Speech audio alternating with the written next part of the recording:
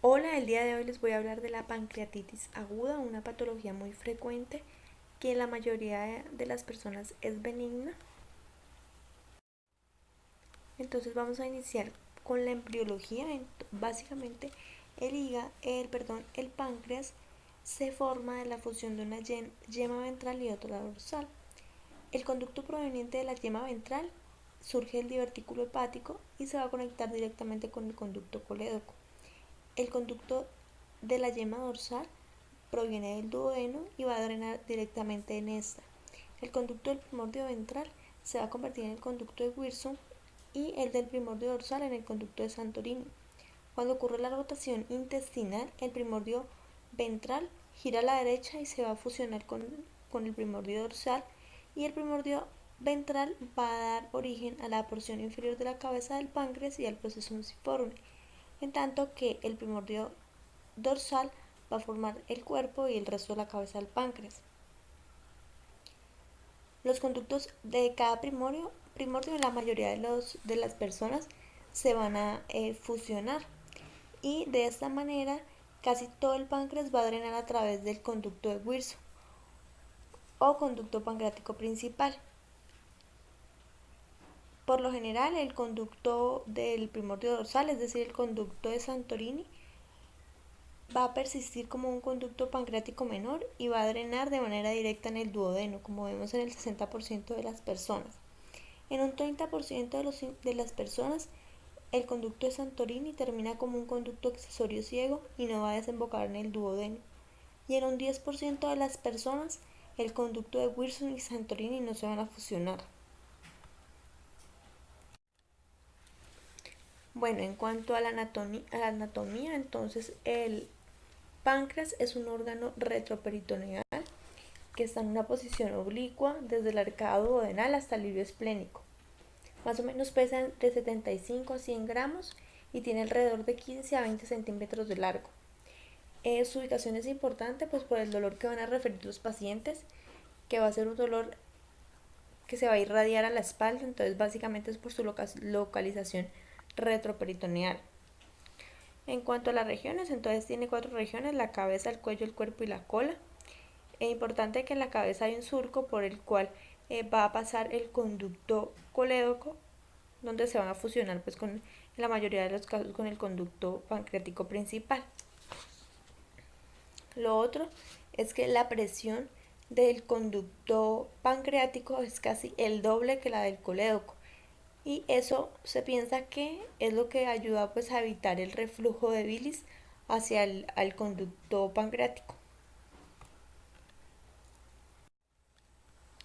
Bueno, en cuanto a la irrigación, entonces pues básicamente el páncreas está irrigado a través de las arterias del tronco celíaco y la mesentérica superior. El tronco celíaco va a dar origen a la arteria hepática común, la cual va a dar origen a la arteria gastrodenal, que se va pues a dividir en una arteria pancreático-duodenal anterior superior y en la arteria pancreático-duodenal posterior superior. La mesentérica superior va a dar origen a la arteria pancreático-duodenal anterior inferior y a la arteria pancreático-duodenal posterior inferior. Estas dos, la pancreática superior, pancreático-duodenal superior con la pancreático-duodenal inferior, se van a fusionar y van a dar origen a múltiples ramas que van a irrigar tanto la arcada duodenal como la cabeza del páncreas. En cuanto al cuerpo y la cola del páncreas, van a estar irrigados por la arteria esplénica y la arteria pancreática inferior, que es rama de la mesentérica superior. Estas dos, la esplénica y la pancreática inferior, se van a unir a través de unas ramas que son la pancreática dorsal, la pancreática mayor y la arteria caudal. En cuanto al drenaje venoso, básicamente va a seguir el mismo recorrido que el arterial.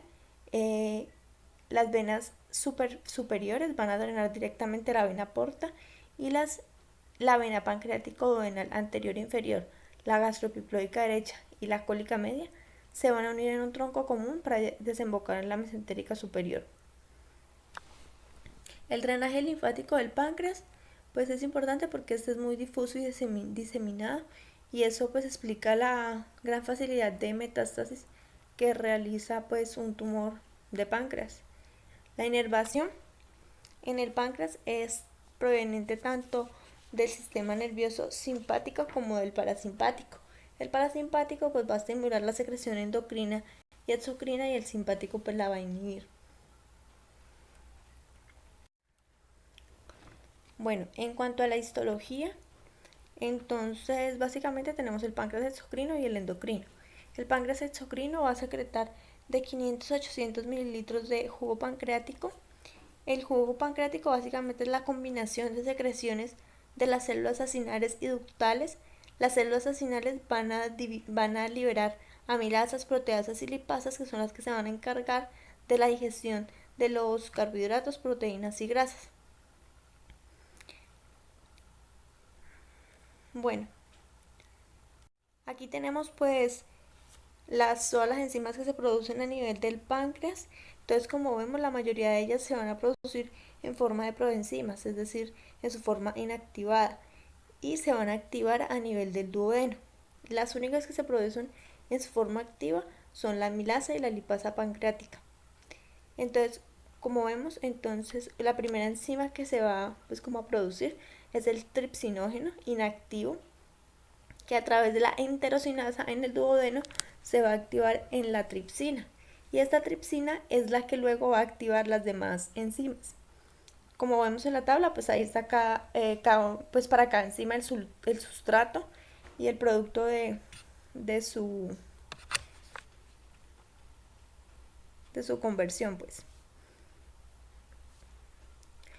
Lo otro, pues las células centroacinares y las intercaladas, básicamente pues estas se van a encargar de la secreción de agua y de electrolitos del jugo pancreático, y algo importante pues es que contienen la anhidrasa carbónica, que es necesaria para la secreción de bicarbonato.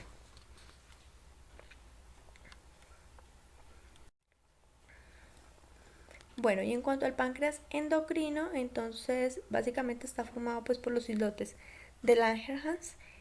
Estos están formados pues por varios tipos de células. Las más importantes son las células alfa, que van a sintetizar el glucagón, las beta la insulina, las beta la somatostatina, y las epsilon la grelina, y las células del polipeptido pancreático, que van a pues sintetizar el polipeptido pancreático.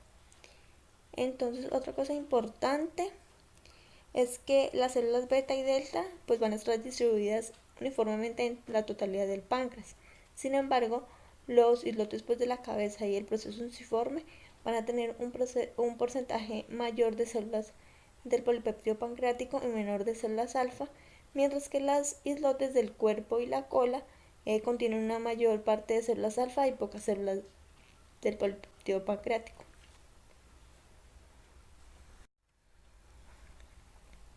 Bueno, y aquí vamos a tener cada una de las hormonas pues que se sintetiza el páncreas, y pues la función en los diversos órganos. Entonces básicamente pues por ejemplo la insulina, que su estímulo principal pues va a ser la glucosa.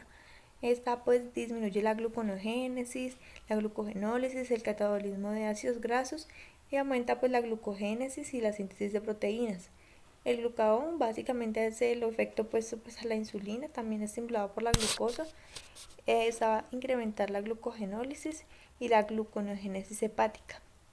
Otra hormona pues importante es la somatostatina, y también pues este polipéptido pancreático, que va a anular la secreción biliar, la contracción de la vesícula biliar y la secreción del páncreas exocrino.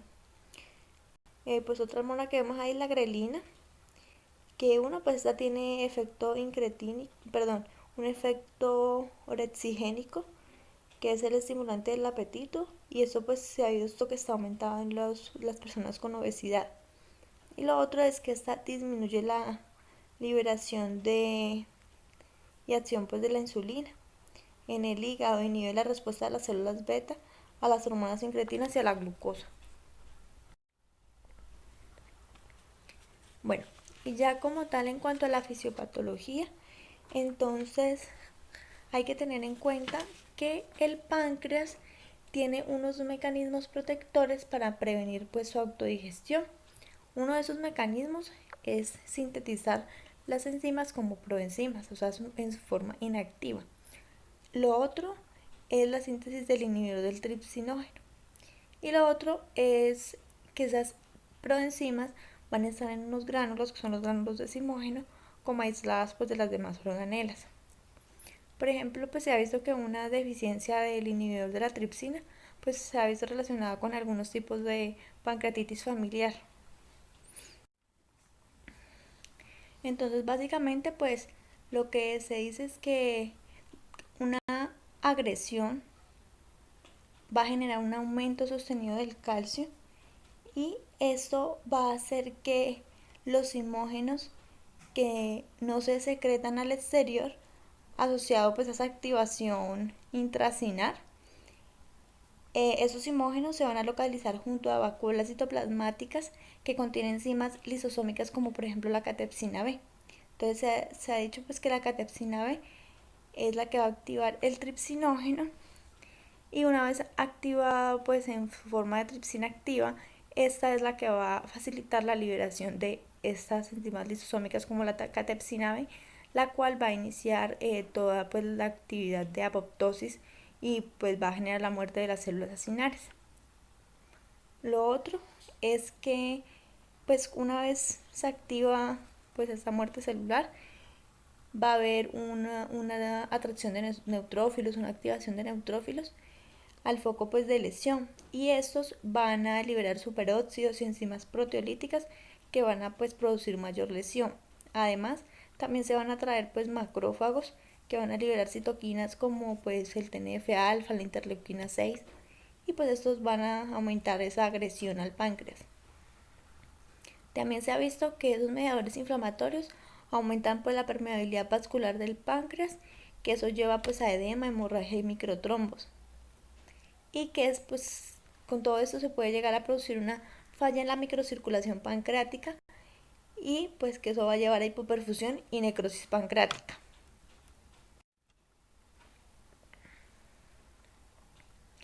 Bueno, también se ha visto que ese aumento del sostenido del calcio también favorece la activación del NF-kappa beta.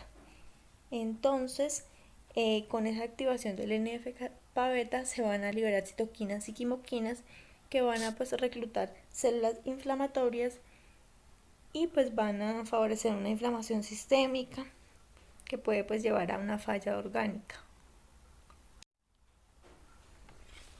Bueno, en cuanto a la epidemiología, pues es el diagnóstico gastrointestinal de egreso más frecuente en Estados Unidos. Pues se ha ido aumentando en los últimos años. Entonces a nivel pues mundial se dice que hay una pues incidencia de 5 a 80 por cada 100.000 habitantes. Y en la mortalidad pues se dice que es 1 por cada 100.000 habitantes.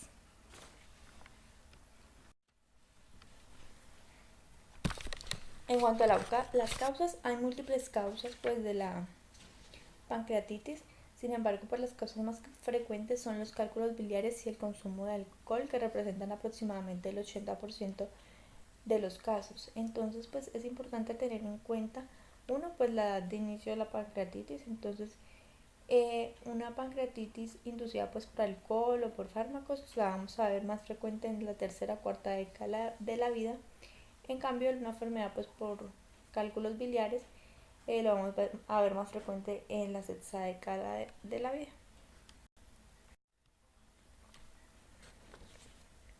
Bueno, los cálculos como causa de la pancreatitis aguda, pues entonces, ¿cuál es la teoría? Entonces, pues han habido muchas teorías al respecto. Sin embargo, pues la más aceptada últimamente es que hay una obstrucción del conducto pancreático por un cálculo biliar que va a causar una hipertensión ductal que va a llevar la extravasación del jugo pancreático hacia el intersticio, que es pues menos alcalino y va a inducir la activación enzimática.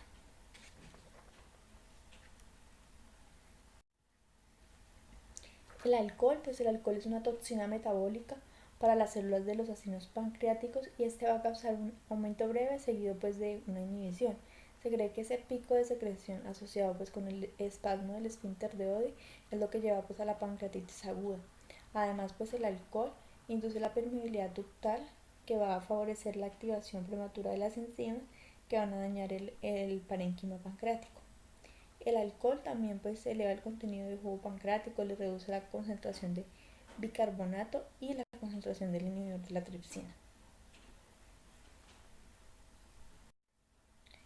Bueno, en cuanto a las causas pues, iatrogénicas, hay múltiples causas pues, iatrogénicas de múltiples procedimientos, pero pues, el que se ha visto pues, como más asociado con la pancreatitis es la colangiopancreatografía retrógrada endoscópica.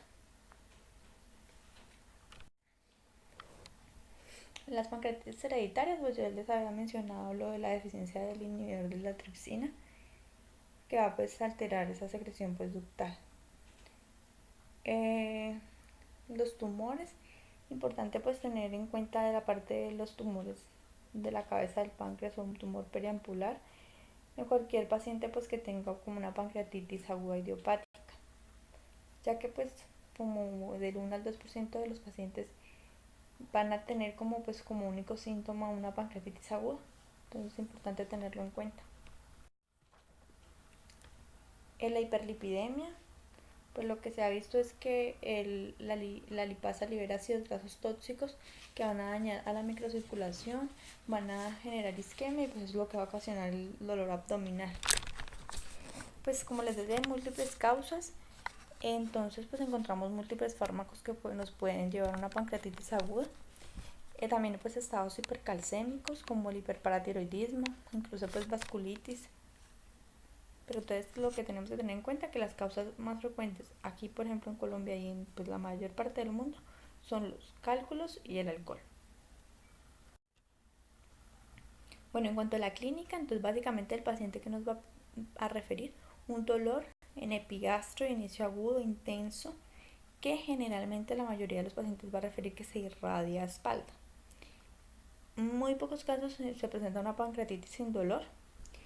También tener en cuenta que es muy frecuente pues las náuseas y el vómito y la fiebre en el 60% de los pacientes. Estos pues pueden presentar otros síntomas pues asociados como a las complicaciones de la pancreatitis, como el síndrome pues, de respuesta inflamatorio sistémico, los derrames pleurales, las atelectasias, la insuficiencia respiratoria, las manifestaciones neurológicas. Entonces, en cuanto al examen físico, pues es muy inespecífico. El paciente puede cursar con taquicardia, taquipnea, puede cursar con un compromiso severo, como pues llevando a hipotensión, con llegar incluso pues al coma. Entonces pues importante tenerlo en cuenta. Hay unos signos pues que son poco frecuentes que los observemos, que son el signo de Gray-Turner, que es la coloración violácea en los flancos, que se debe pues a una exudación de fluidos sanguinolentos dentro del tejido celular subcutáneo. Y el otro es el signo de Cullen, que que es una coloración en el área periumbilical. Pero como les digo, son muy raros estos signos.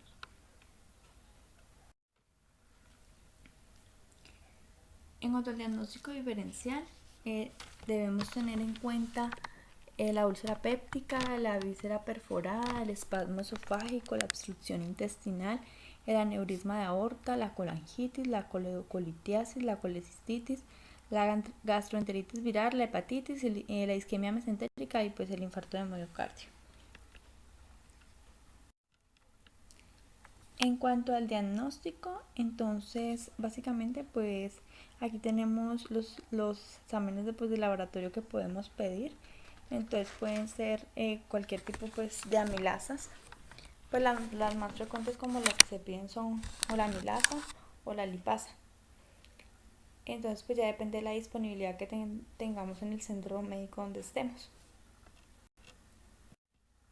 Entonces las amilasas se considera pues un valor positivo cuando el valor es 3 veces superior pues el valor de normalidad. Un problema pues con las amilasas es que estas disminuyen rápidamente después del episodio agudo de la pancreatitis, tienen falsos negativos en casos por ejemplo de hiperlipidemia y pues esta enzima no se produce solamente en el páncreas. Esta pues se puede producir en las glándulas salivales, en el pulmón, la tiroides. Entonces pues nos va a dar falsos positivos, como la úlcera péptica perforada, la enfermedad biliar, la obstrucción intestinal o el infarto mesentérico. Las lipasas pues son mucho más específicas, permanecen elevadas por más tiempo. También se debe tener en cuenta un valor superior a 3 veces el valor normal, y pues también pues tiene falsos positivos como la insuficiencia renal, cetoacidosis diabética, infección por VIH y macrolipasemia. Bueno, en cuanto a las imágenes, entonces el ultrasonido pues no es eficaz para detectar necrosis pancreática. Sin embargo, pues se debe tomar pues como de rutina para determinar si la presencia pues de cálculos, dilatación de la vía biliar o incluso pues la presencia de líquido en la cavidad. El TAC, pues este es como considerado pues el estándar para el diagnóstico de necrosis pancreática y de colecciones peripancreáticas. Entonces pues se tiene que solicitar cuando no se tiene claro el diagnóstico o en caso pues de que definamos que se trata de una pancreatitis severa o complicada.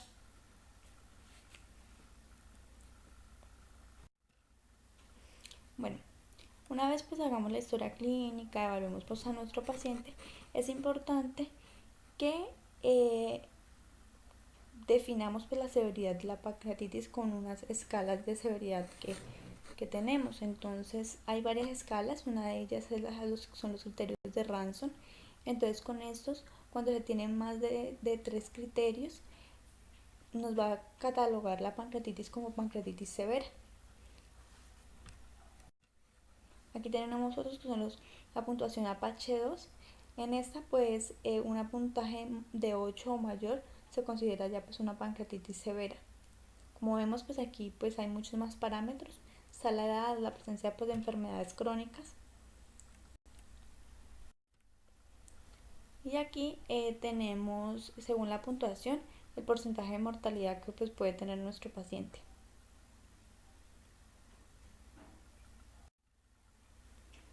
Lo otro pues son los criterios de Glasgow. También si se tiene más de 3, un puntaje pues mayor de 3, se cataloga también como una pancreatitis severa. En el caso de que hayamos pues tomado un TAC, entonces vamos a utilizar los criterios de Baltasar, con los cuales se va pues a estratificar en unos grados de la A al E, y según eso pues nos va a indicar el puntaje pues, o como la probabilidad de tener una necrosis del páncreas. Entonces cuando tenemos un grado A, el páncreas tiene pues, hay un porcentaje pues, del 0% de necrosis. Cuando en el grado B tenemos un porcentaje menor del 30%, en el grado C del 30 al 50%, y en el grado D y en el E hay un porcentaje de más del 50% de necrosis. Entonces tener en cuenta pues, estas características que están en la tabla junto al TAC.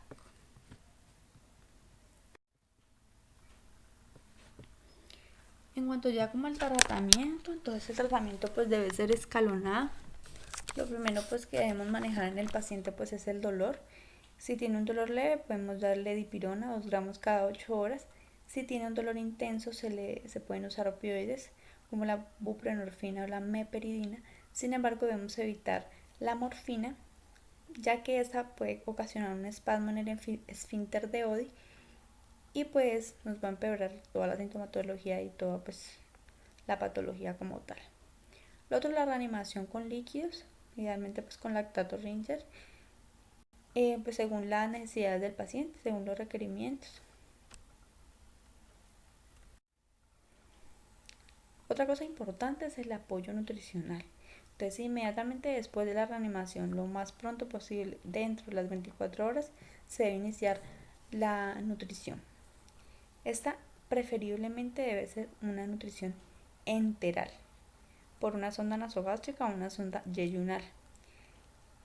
La parenteral pues se debe pensar o pues usar en caso de que la enteral no funcione o que no pues cumplamos con los requerimientos del paciente con la nutrición enteral, ya que el inicio pues rápido dentro de esas 24 horas va a prevenir el hilio y la intolerancia a los alimentos. Lo otro, pues los antibióticos. Entonces, en infección pues por pancreatitis aguda como profilaxis, pues no se recomienda. Bueno, en caso pues del que el paciente no mejore o que haya tenido la indicación pues de un TAC y hayamos visto complicaciones como un absceso, entonces podemos recurrir pues al drenaje guiado por el TAC.